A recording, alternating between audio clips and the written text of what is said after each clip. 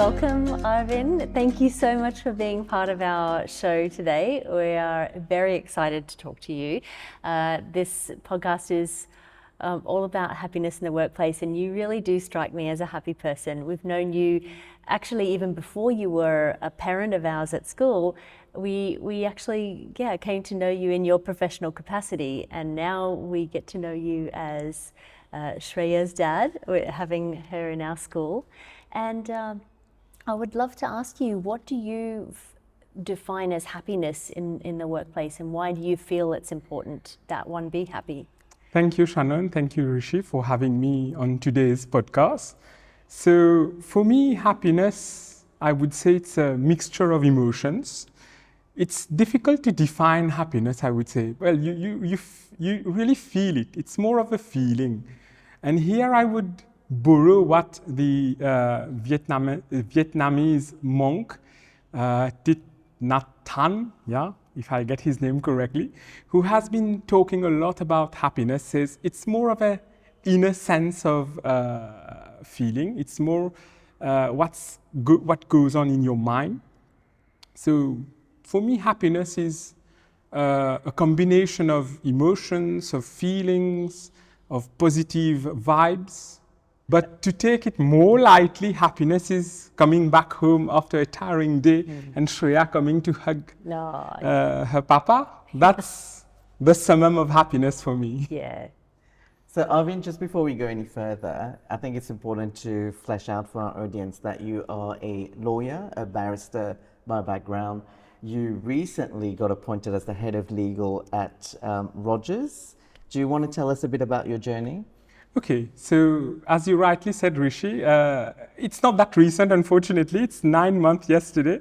So for the last 9 months, I'm the Chief Legal and Compliance Executive for the Rogers Group. Prior to that, I held a partner position at Jurisconsult Chambers, a member of the DLA Piper Africa Group, where I spent 8 wonderful years. I'm more and more known as Shreya's dad, Shreya being in grade 4 at Dukesbridge Trianon campus. So whenever people would see me now, it's more like, this is Shreya's dad. That's a good thing, actually. Now, I just wanted to start right off by asking you about the duty of care of employers, because obviously you know the legal aspect of things, but being head of legal as well at Rogers, you would know that even more now over the last 9 months. Employers do have a duty of care towards their employees, and that's normally in terms of health and safety. But because happiness is at the core of health, mental health especially, do you feel like creating an environment where people are happy at work, does that fall also under the responsibility of the employer? I mean, I would totally agree with you, Rishi, on this one, because the law says, for instance, you need to provide a safe environment for work. You have the Occupational Safety and Health Act, which talks more about physical health, safety at work. You've got the Workers' Rights Act, which would go at length to provide this conducive environment for work. But I would totally agree with you that as happiness is at the core of what someone is doing at his workplace, it is extremely important to provide this positive workplace, this positive attitude at the workplace, so that the employees, which I would usually refer to as the team members, they feel happy, they feel comfortable in what they are doing. Because I believe that, if the team members are happy, obviously it has a bearing on the work they do, and generally it has a bearing on the business as a whole. So I would totally agree with you that, all these laws which are there, they do provide, for instance, to have a safe environment at work, but all this help to build this conducive environment where someone feels respected, someone feels recognized at work, someone feels that he's being valued, and the sum total of all this would, I believe, create a happy employee. Yeah. What has been, in your experience, some of the main factors that contribute to an employee feeling dissatisfied and unhappy at work? And what could companies do to mitigate that? Okay. I would believe the first factor that could create dissatisfaction is a lack or a total absence of communication. For me, communication is key in the work environment, because very often, this dissatisfaction or this demotivation or any kind of issues which arise at the workplace, from my personal experience, it arises because of a lack of communication, because people don't understand each other. So for me, communication is key. I mean, to the extent that someone communicates and ensures that what he is communicating is properly received at the receiving end, this is something which is extremely important, precisely to avoid those instances where the employee doesn't feel happy at work. Other than that, there may be other instances, for example, a lack of recognition, a lack of reward, because at the end of the day, we are all human beings. We like to be recognized. We like to be rewarded for our efforts. So this is something quite important, I would say, and I'm very happy that at Rogers, we give quite some importance to reward and recognition of our employees. So reward and recognition for me is important for team members, that at least you recognize the efforts they are putting in, and not only recognize, but you reward them for that. The other thing that I would believe might cause some kind of, I would say, frustration or dishappiness at work would be if someone doesn't have a proper work-life balance. A work-life balance is extremely important, especially in today's technology age where we are always connected. The email comes at any time of the day or the night, and we get it on our mobile phone or on our smart devices, and we feel that we are always connected with work. So in these circumstances, I believe that's we have to have some kind of self-discipline of having this work-life balance, and the employer can help greatly in achieving this work-life balance, at least make the employee, or rather guide the employee towards achieving this work-life balance. Mainly, it could be, for instance, through flexible work arrangements, in having some kind of flexi time where the employee may work flexible hours to cater for their specific family needs or their personal needs. Or today, post-COVID, the good thing about it is we have come up with a work from anywhere policy.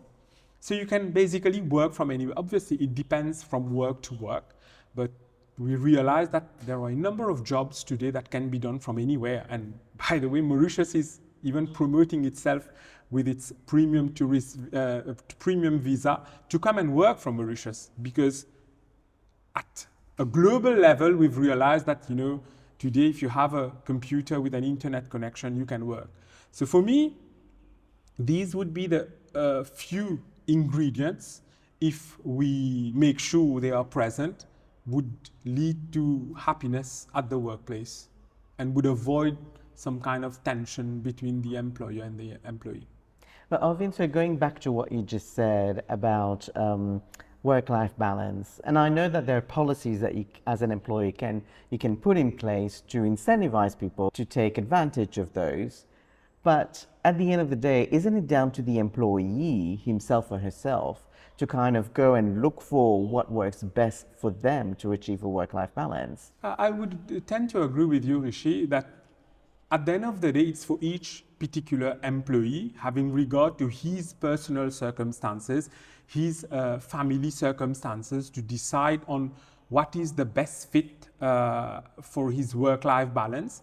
But at the same time, I would believe that, if the employer comes up with certain mechanisms, some kind of incentives or some kind of initiatives, this would greatly help the employee. I'll just take a few examples. Like we had the World Safety Day at work. So at the office, we organized a talk by a nutritionist who came to give a talk about nothing to do with, the very traditional, the very conventional talks about what you should eat and not, but simply to tell you it's a headache for everyone to decide what do you bring for lunch, what do you prepare for dinner.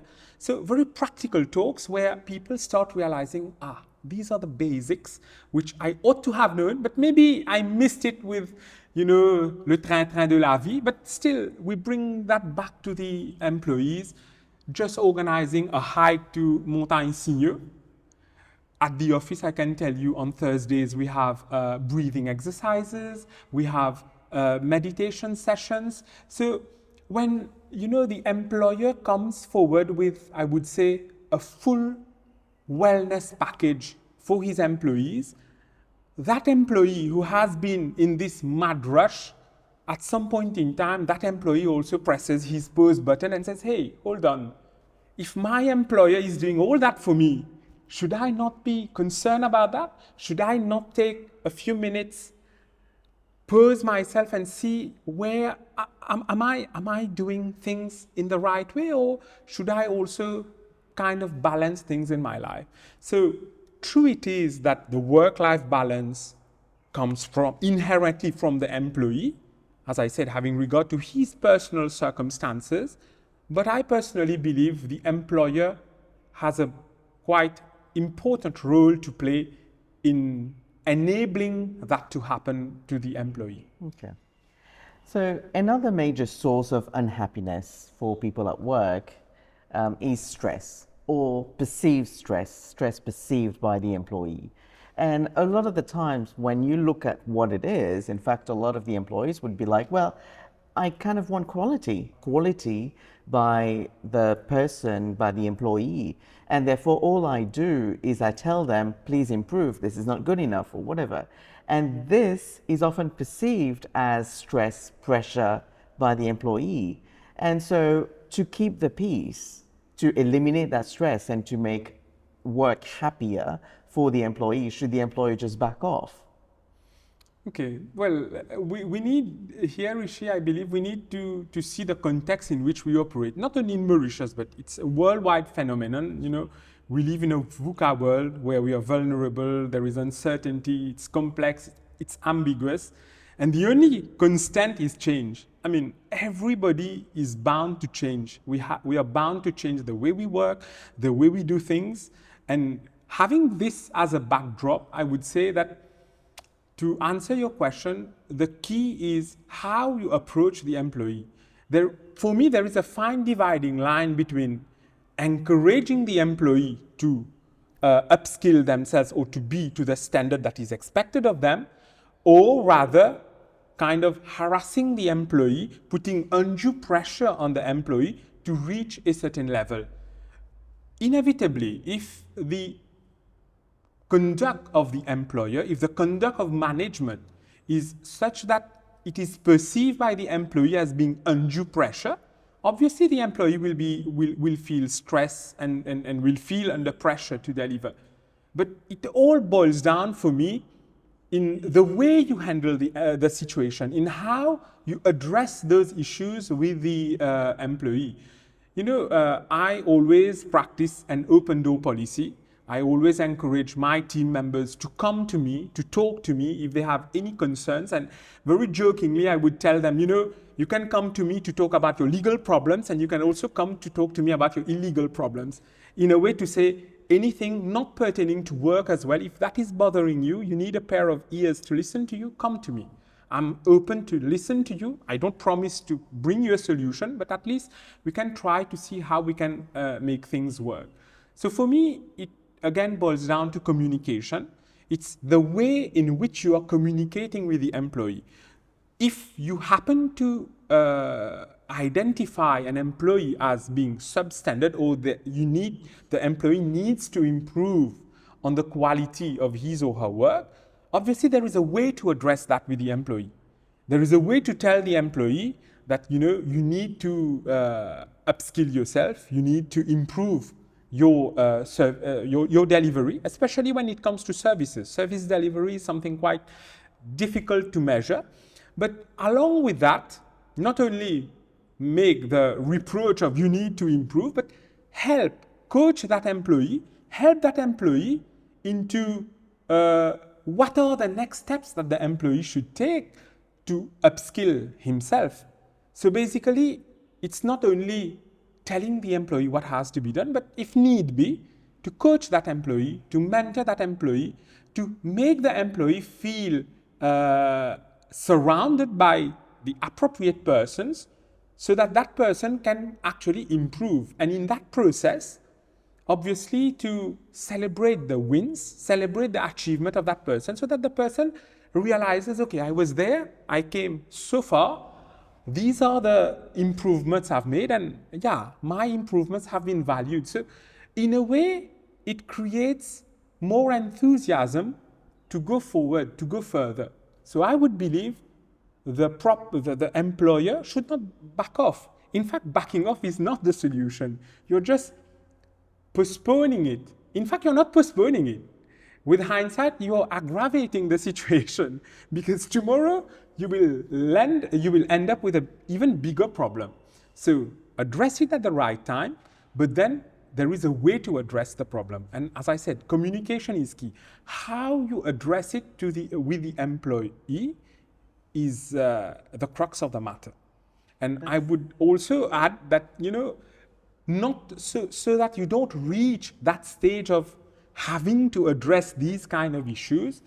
I personally believe that as a continual process, we need to be receptive of feedback. We need to give feedback as well. So as a manager, you need to be receptive of feedback, but the employee as well should receive feedback. And last year I did a course on NLP. So now we've moved from feedback to feed forward. As the name says, feedback, you are providing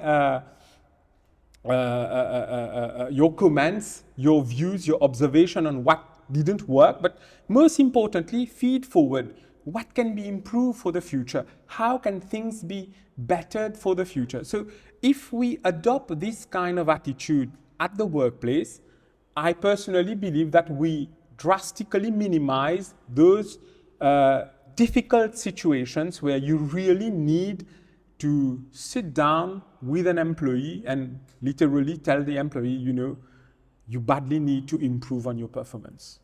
So I don't know whether it's a generational thing or whether it's just the fact that there's a declining population in Mauritius and maybe there's a scarcity of resources, there's brain drain and all that happening. But it looks like the table has turned now. It's no longer the employee feeling like I need to perform to secure my job or to keep my job, but it's more the fact that the employer feels that if I say anything that will put pressure on the employee to perform, then that may cost me, a resignation or a mass resignation of some sort. And therefore, I'd rather just keep the peace and not say anything. I'll settle for mediocrity. And I've heard this from quite a few people. But it's amazing what you just said. I think that's really the key. It's communication and just making it work, because no employer wants to deliver, a poor quality product. Yeah, exactly. I mean, as I said, if you don't tackle the problem, it becomes a bigger problem afterwards. And at the end of the day, for me, it's the enterprise, it's the business which suffers. And when the business suffers, the team members who form part of that business suffer. So at the end of the day, that employee himself sees him in a, I would say, less better position that he would have seen himself if he had delivered on his job. Yeah, I've once heard someone in leadership say that they were like, oh, every time that someone new comes into the team, we have to spend time training them up and whatever. And then the other person they were talking to was like, yeah, but imagine if you didn't train these people up because you fear that they're going to leave. But what happens if you don't train them and they stay? So I love what you were saying. I mean, it's so relevant to this. So yeah. What would you say is a good strike of a balance between the needs of the company against the needs of the employee in terms of creating happiness? There is bound to be some kind of alignment because they are both interdependent. The company needs the employees, especially if you're talking, I'm talking from the perspective, I've always worked in the service industry, especially when you're talking of service delivery. This is where your people is key. It's your people who are driving the business. It's your people who are delivering this actual service. So your people is key to that business. Well, today with AI and all, that could be another debate, but you need people to deliver the service. So you have necessarily to align your people needs with the needs of your enterprise. And at some point in time, the balance has to be struck. Obviously, for me, this is something you really need to have a holistic approach to it. And for me, it's a continual process. It's not that you've struck the balance today and it stays like this, it's static. No, you need to continually see whether the needs of both are aligning. And I believe there are a few ingredients which we've touched upon would help to strike that balance, namely communication. The second one would be training and development. If you continually train your staff, it just reminds me the anecdote you shared today. If you continually train your staff, you make sure that they are up to the level, because learning is a lifelong process. We can't claim to know everything. Things keep on changing. We live in a highly uncertain environment where we need to continually upskill ourselves. So if the employee feels that he is continually being upskilled, there are training programs for him to improve his core skills to do his job, but also to improve his soft skills. This is something where I believe you can draw this balance, you can strike this balance between the company's happiness and the employee's happiness. Another aspect, very crucial, and it goes hand in hand, would be reward and recognition. You know, when an employee feels valued, when the employer values that employee, when the employer recognizes that employee, for me, it works to the benefit of both. Both the employer and the employee mutually benefit out of that. So these are, I would believe, a few of the ingredients we need to bear in mind so as to be able to strike that right balance between the company needs and the employee needs, so that at the end of the day, you do create this happy work environment which is conducive to people enjoying their job. So they wake up in the morning, they're happy to go to work. And at the end of the day, you are able to retain your employees. And like in Rogers, we say one of our core values is engagement. So we happen to engage with our team members. Okay. So happiness is such an intangible thing, right? I mean, it's hard to measure or rate it. Still, for every measure that you put in place, for every action that you take, there needs to be some kind of measurement, to gauge whether that measure is effective or not really. What are some of the ways that you are able to track that and maybe track the progress of those measures that have been put in place to enhance happiness in the workplace at Rogers?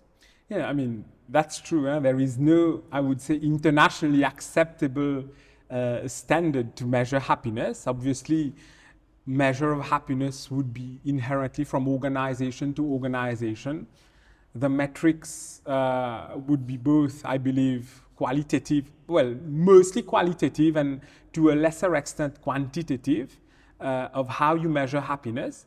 But I believe happiness would be measured in particular at Rogers by the level of engagement, how much of our talents stay within Rogers. When I'm talking of the Rogers Group, I'm talking of 4,700 plus employees, which make the group in our 5 segments of activities. And that's just within Mauritius? Within Mauritius and 12 other countries, but mainly in Mauritius. Incredible. Our activities are primarily in Mauritius. Like when you look at malls, the malls are in Mauritius. Hotel and travel is in Mauritius with a few offices abroad. Financial services is inherently in Mauritius.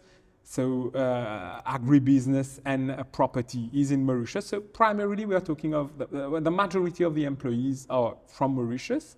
So the metrics would be the level of engagement of our people, for how long these people have stayed within the group.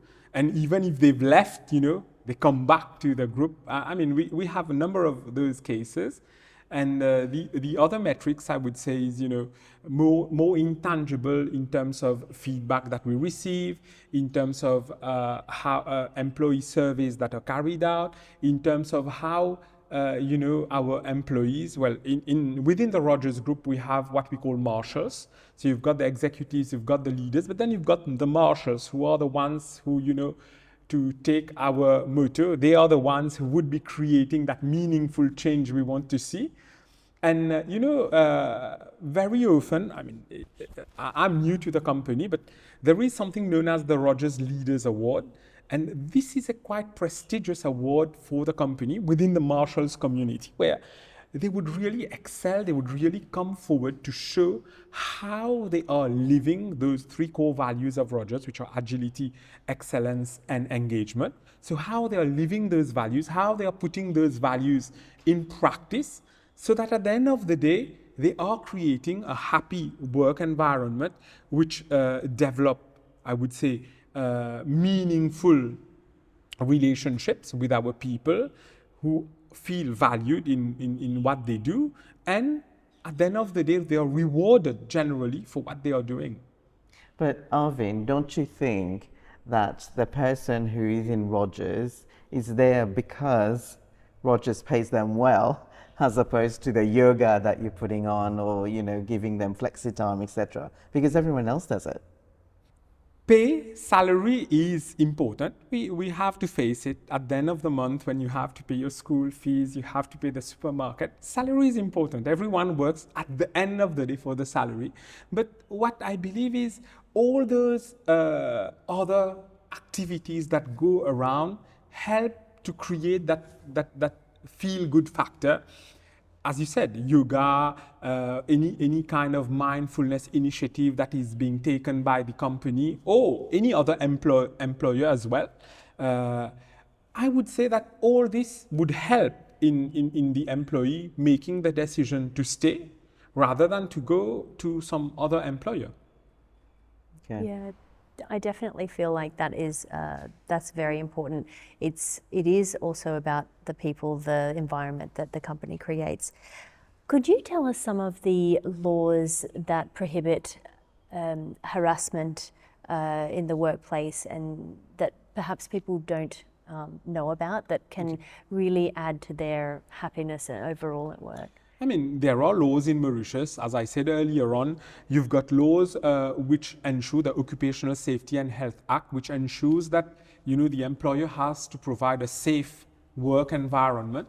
But quite apart from that, you've got the Workers' Rights Act, which is the main piece of legislation in Mauritius which governs the employer-employee relationship.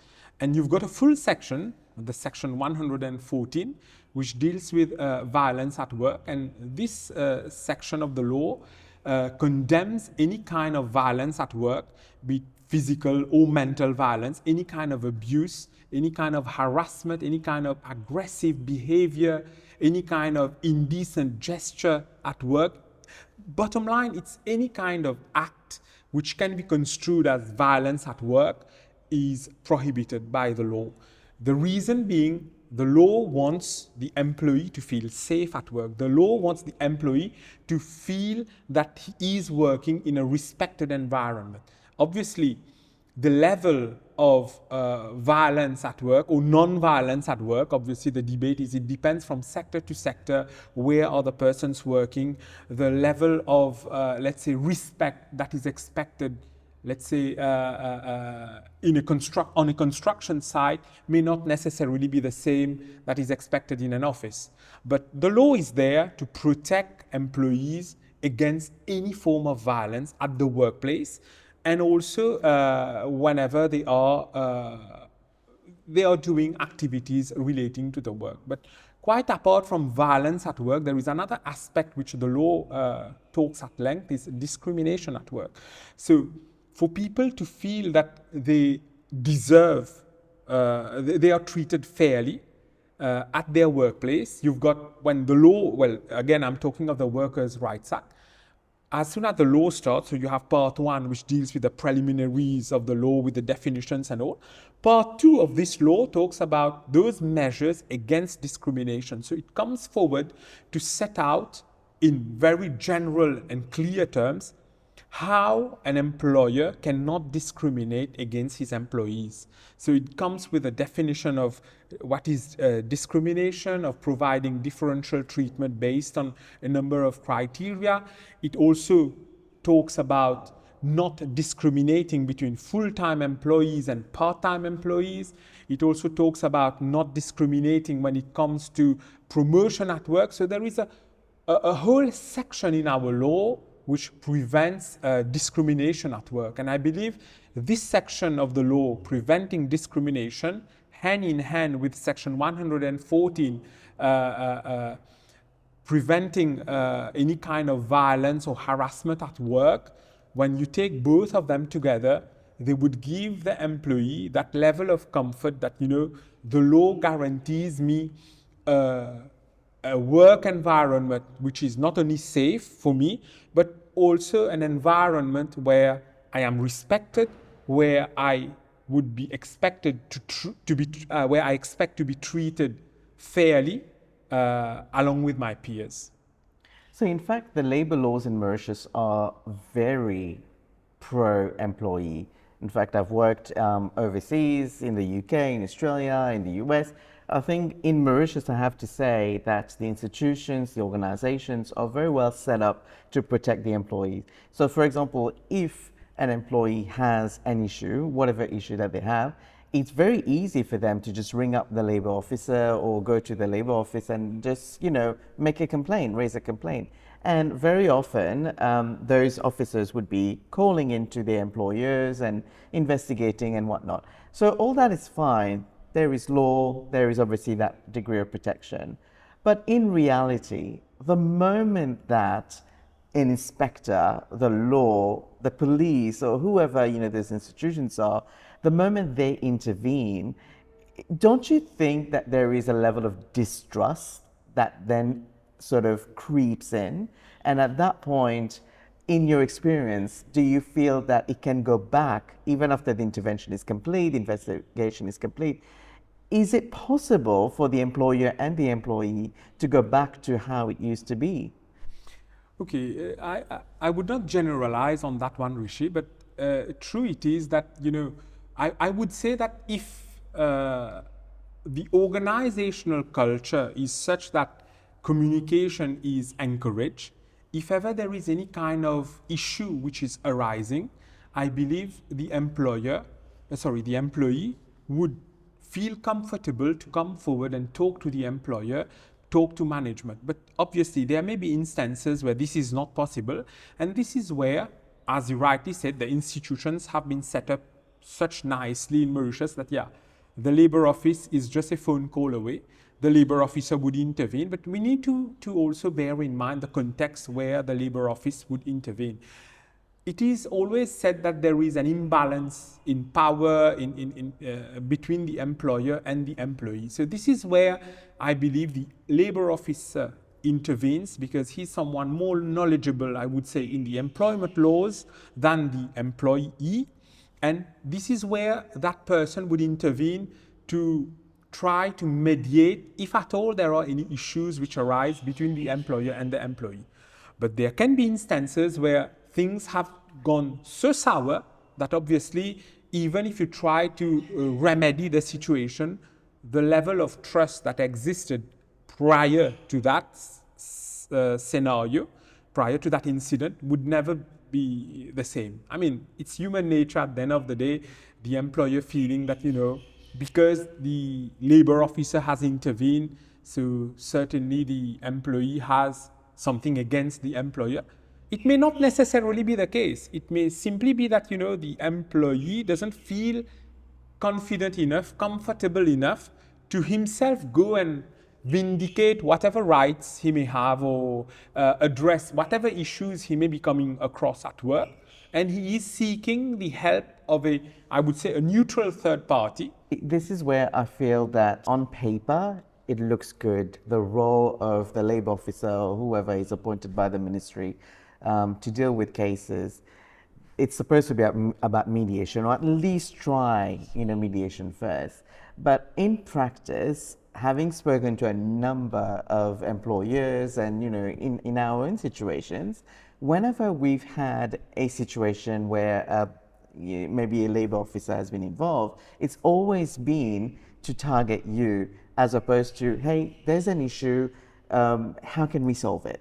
And I think this is where maybe, and I'm just saying, and it's not your fault or anything, but I've noticed that in the UK, for example, where I was working before I came to Mauritius, you can't actually go to an employment tribunal without exhausting first the avenue of mediation.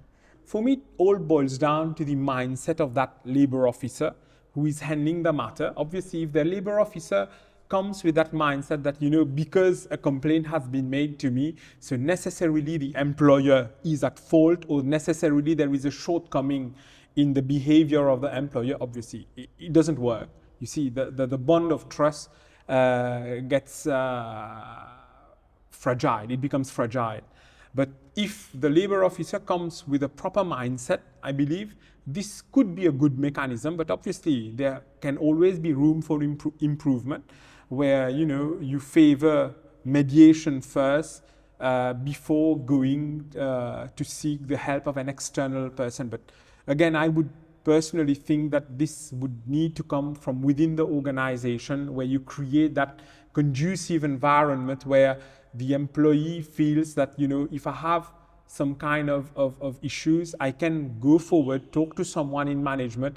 There is, I would say, complaint making procedure, mechanism in place where I can, without fear, voice out my opinion about things that are maybe not to my taste, and try to reach not necessarily a compromise, but at least the parties can sit at a table and discuss the matter. Like you mentioned before, sometimes the things do get out of hand, and it ends up that no matter whether there's been mediation involved or open door policies or whatnot, but maybe there are times when they want to take their employer to court for whatever reason. I totally agree with you. The employer can do whatever he wants. As we said at the beginning of this podcast, happiness comes from within. It's how you feel within yourself. So the employer can come up with a whole package of wellness programs, a whole number of incentives to make the work environment conducive and happy for an employee. You will still have someone who is not happy, possibly because of his personal life or for other factors, or simply because that person doesn't want to be happy. And yeah, you may end up with a court case, unfortunately. So when the relationship turns sour, you end up in court. And very often what we find in court, in all those employment cases, the primary role of the magistrate of the industrial court, because all these cases go before the industrial court, and by the way, the law provides for it, the magistrate needs to explore first possibilities of mediation. But as Rishi rightly said, maybe it becomes a bit too late then to mediate, to take back that employee in employment. But the only mediation at that point in time is mediation in terms of compensation that has to be paid. But yeah, the employment relationship has already come to an end, unfortunately. But most of those cases that you see before the courts would turn around unfair dismissal or constructive dismissal, where, having regard to the conduct of the employer at work, the employee feels that, he's not valued. He feels himself to have been dismissed because of the conduct of the employer. So they would go to court to seek severance allowance, or they feel that they have been unfairly dismissed following charges that have been leveled against them. It could be for misconduct, it could be for poor performance before a disciplinary committee, and they are not happy with the finding of that disciplinary committee. So they would eventually go to court. I would say they would go to court to seek for compensation. And this is where the magistrate's primary role being mediation, he will try then to mediate on the amount of compensation rather than mediate on whether that person can be reinstated back in his job. So isn't that actually quite sad in itself? Because at that point, like you said, it's too late in the process, because either they've lost their job or they've resigned or whatever, and they're just seeking financial compensation. But I mean, to promote happiness at work, you kind of need to give it its chance, give it the opportunity, give the other side the benefit of the doubt to kind of say, you know what, this is my problem. I don't want to resign, or I don't want to, leave on bad terms or whatever. I just want this issue fixed. And then communication with cooperation from all the parties, resolve the situation in an amicable way so that the work can still continue. It's not always that a dispute results in dismissal or termination and then go to court, right?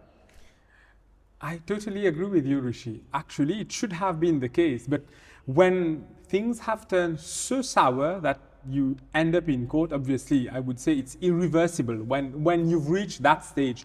But if the appropriate, I would say, structures are in place, the appropriate policies are in place within an organization where the employee feels that if there is something which is not working for him, he can come forward in a fearless manner, put forward his qualms, and he knows management would take him seriously. They would not necessarily investigate, but at least they would look into his grievances and try to come up with a workable solution. That's the best both for the employer and for the enterprise, because the employment relationship is saved, engagement is there. With a few adjustments, the employee also feels that his grievances have been addressed, and the employer-employee relationship goes on. I mean, it's like any other relationship in life, and both at the end of the day are happy with the end result. Yeah, I mean, husband and wife would often, have arguments. It's normal, it's life. You don't just call up the police all the time. I think this will escalate it in, like you said, beyond repair at that point. But I can't even imagine that, calling the police and be like, he do. didn't throw his laundry in the hamper. Or they would call the in-laws or, whatever. And that in itself then becomes source of more conflict. Exactly. Yeah. But so my final question is this: having listened to you, I think you have a very good steer in terms of what employees should be doing, to avoid, unhappiness in the workplace. If someone listening today is thinking, you know what, I'm really unhappy about my workplace at the moment, my situation, I've not been promoted, I applied for it, I think I deserved it, I'm really unhappy because someone else got it, my colleague got it, and I'm just going to quit and I'm going to take legal action against my employer. What would your advice be? My advice, in those kind of instances is to never rush in the heat of the moment. Take some time, sit back, relax, think about the situation, and try to come up with a few answers. Like, if you are not promoted, why were you not promoted? And in the event you don't get those answers, communication is key. Go to management, ask for a meeting with management, sit down with management, talk with management, and say, look, these are my grievances. These are the things which make me unhappy today. Can we talk about that? And I'm pretty sure if you come up with such an open mindset with any management would be more receptive. Management would be more willing to listen to you and see. I don't think any employer would feel comfortable when they hear that, one of my employees come to me and telling me, I'm not happy at work, but I want to sit down and I want you to listen to me why I'm not happy at work. Yeah. Any employer would find that time, would prioritize that employee, would sit down with that employee and hear and listen to him. Why is this employee of mine on whom I need him? I need his contribution to make this enterprise grow, to make this enterprise successful. Why is he not happy? So that employee will certainly take time to listen to that person. And obviously, wherever there are gray areas where you as an employee, you are unable to find answers to a few questions, you can always address those questions to your employer as to why you were not promoted. I'm sure the employer will have certain reasons that they will put forward. And at the end of the day, as I said, it comes to how the organization is structured. Let's say in an organization where you have objectives and key results clearly set out at the beginning of the year. So at the end of the year, when you meet for a performance review exercise, you know, as an employee, you know exactly what were the objectives that were set at the beginning of the year. So we've reached the end of the year. Where do you stand par rapport à your objectives, par rapport à your key results? And you can immediately make a self-assessment of yourself as to where you stand. But being unhappy at work doesn't help neither the employee nor the employer. So for me, I would say the advice is to go and have an open discussion, talk about it, try to thrash out the issues. Make your employer know that you are unhappy, because your employer would not feel comfortable to know that you are unhappy at work. They will necessarily come up with something, at least a midway solution where both come out as a win-win. And the key here, I think, lies in the employee's hands, because it's about the approach. If you go to your employer and say, you should have done this and you should not have spoken to me like this or whatever, you will get a different reaction to, hey, this is how what you did made me feel. Because no one can attack you on how you felt. Yeah, I totally agree with you. At the end of the day, it's a question of how you're communicating, as we said earlier. And it has to do with your mindset. Do you go there with an open mindset, or do you go there with a vindicative mindset where you are there only to reproach the employer about things? As we say, the employer may have done 99 good things, but the one thing that you feel was not done properly, if you just hit on that one, it's not going to advance any of the parties. And yeah, as you rightly said, this reminds me, someone will always remember how you made them feel rather than what you gave them or what you told them. The feeling will remain. So obviously, if you go to the employer with how you feel, I believe that could be the winning formula of putting forward, not your case, but putting forward your grievances and make yourself heard.